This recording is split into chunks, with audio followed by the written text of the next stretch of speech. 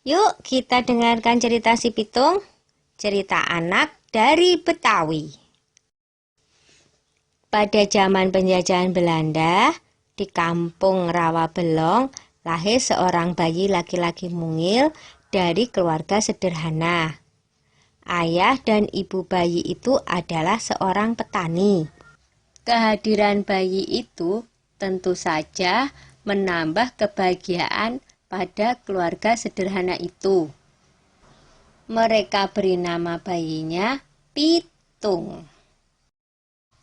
Pagi itu, di balai-balai bambu depan rumah, Ibu Pinah sedang menggendong Pitung kecil.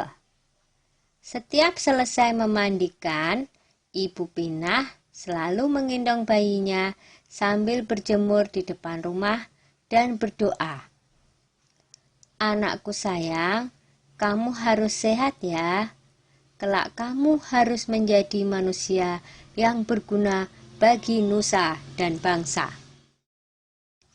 Tak terasa, Pitung mulai menginjak usia remaja.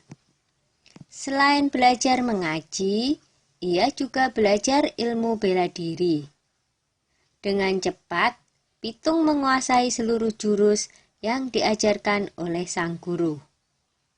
Sampai akhirnya, sang guru mewariskan ilmu Pancasona kepadanya, yaitu ilmu kebal senjata.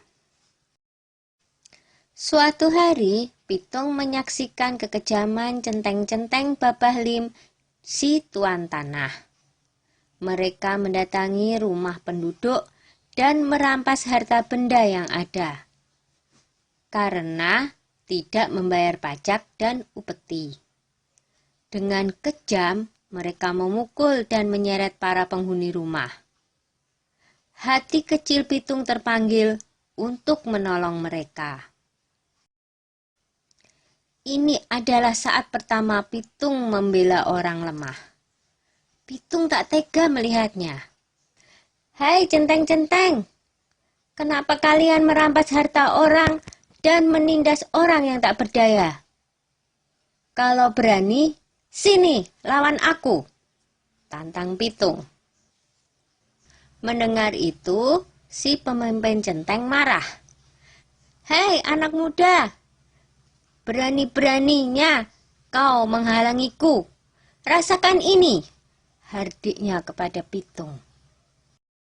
Pemimpin centeng menyerang Pitung dengan gencar, tetapi Pitung berhasil mengalahkannya dengan mudah.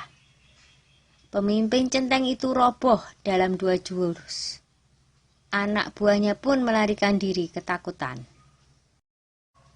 Sejak saat itu, Pitung bertekad untuk membela orang yang tertindas. Dengan penuh semangat, Pitung mengajak para penduduk desa untuk bersatu melawan penjajah.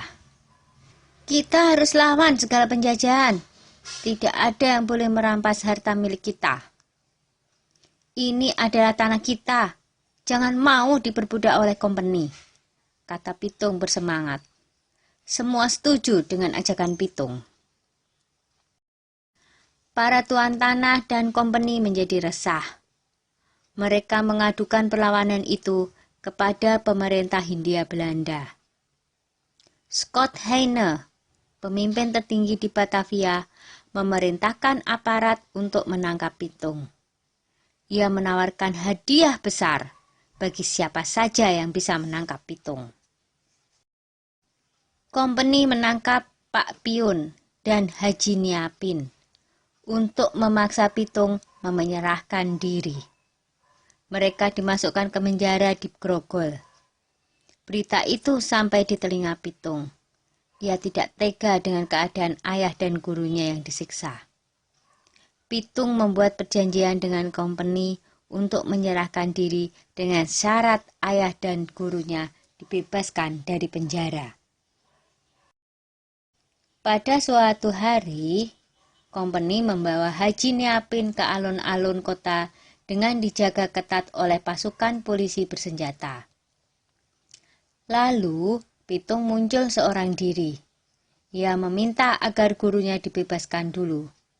Setelah Haji Niapin dibebaskan, Pitung maju menyerahkan diri. Pasukan polisi membidikkan senjatanya ke Pitung. Tertangkap juga kamu, Pitung," kata Scott Heine kesal. "Hahaha, aku tidak takut menghadapi pengecut seperti kalian," jawab Pitung.